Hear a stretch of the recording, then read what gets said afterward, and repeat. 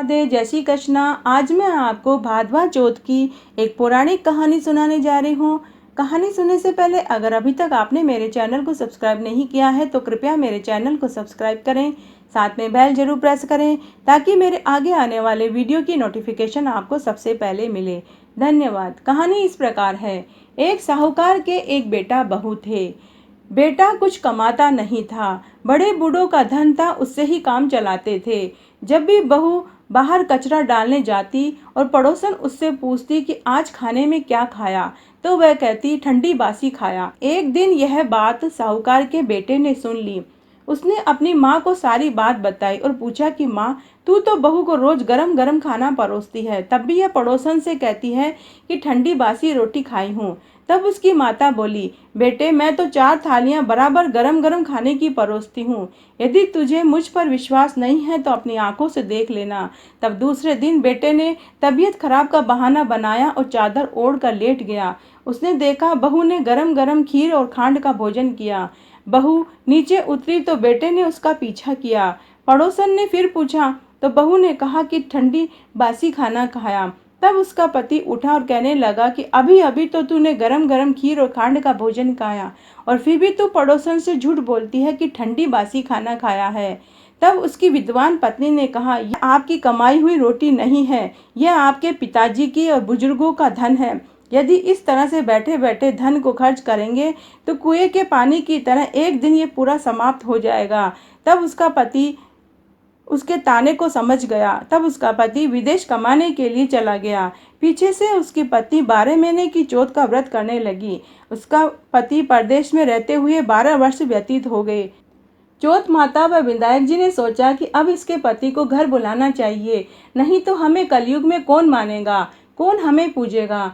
चौथ माता लड़के के सपने में जाकर बोली कि तू अब घर चला जा, तेरी पत्नी तुझे बहुत याद करती है। तब वह बोला कि मैं कैसे जाऊं, मेरे यहाँ तो बहुत बड़ा कारोबार फैला हुआ है। तब चौथ माता बोली कि सुबह एक दीपक जलाकर चौथ माता का नाम लेकर बैठ जाना, देने वाले रुपये दे जाएंगे और लेने वाले ले जाएंगे। उसने सुबह उठकर वैसा ही किया। उसका सारा कारोबार एक ही दिन में समट गया। जब वह घर जाने के लिए रवाना हुआ तो रास्ते में उसे एक सांप आग के पास जाता हुआ मिला।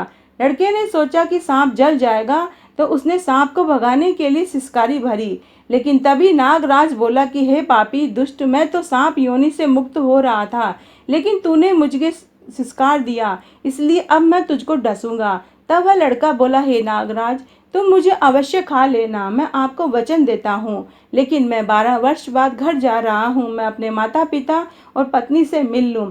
कल रात को अवश्य आ जाना और मुझे डस लेना। जब पति घर आया तो बहुत उदास था। पत्नी ने कारण पूछने पर उसने बताया। पत्नी चतुर थी। उसने एक सीढ़ी पर दूध का कटोरा रख दिया, दूसरी पर बालू मिट्टी बिछा दी, तीसरी पर फूल माला बखेर दिए और चौथी पर इत्र छिड़क दिया, 5वीं पर मिठाई रख दी। इस तरह उसने 7 सीढ़ियों पर कुछ न कुछ रख दिया और दरवाजा खुला छोड़कर पलंग पर अपनी पत्नी की चोटी लटकाकर सो गया।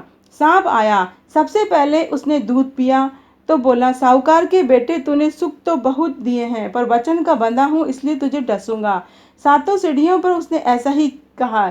जैसे ही वो उसको डसने लगा, चौथ माता और विनायक जी ढाल और तलवार बनकर आ गए और उस सांप के टुकड़े टुकड़े कर दिए। पूंछ का टुकड़ा लड़की की जूती में जाकर गिरा। सांप ने सोचा कि जब ये जूता पहनेगा तब इसको डस लूंगा। तभी वहाँ बहुत सारी चींटियां आ गई और उन्होंने कहा कि यह स्त्री हमें रोज शक्कर व आटा खिलाती थी, इसलिए इसकी रक्षा करनी चाहिए। चींटियों ने उस पर हमला कर दिया और उसकी पूंछ को पोली कर दिया। जैसे ही सुबह हुई वहाँ खून ही खून हो रहा था। माँ ने सोचा मेरे बेटे बहू को किसने मार दिया, इसलिए वह चिल्लाने लगी।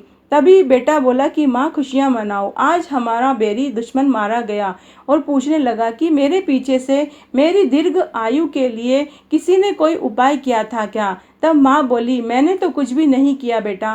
पत्नी के पूछने पर वह बोली कि मैं 12 महीने की चौथ का व्रत करती थी, इसलिए चौथ माता विनायक जी ने हमारी सहायता की है।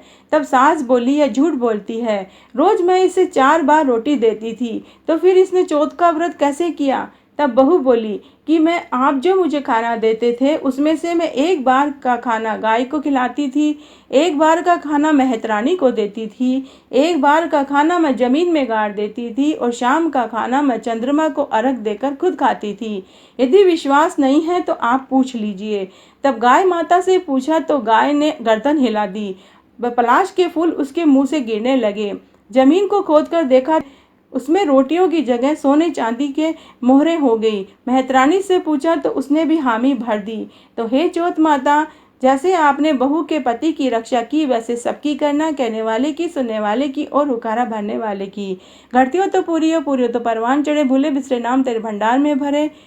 इसके बाद विनायक जी की कहानी जरूर सुननी चाहिए। मैंने अपने चैनल पर विनायक जी और गणेश जी की बहुत सारी कहानियाँ डाल रखी हैं, आप जरूर सुने। धन्यवाद।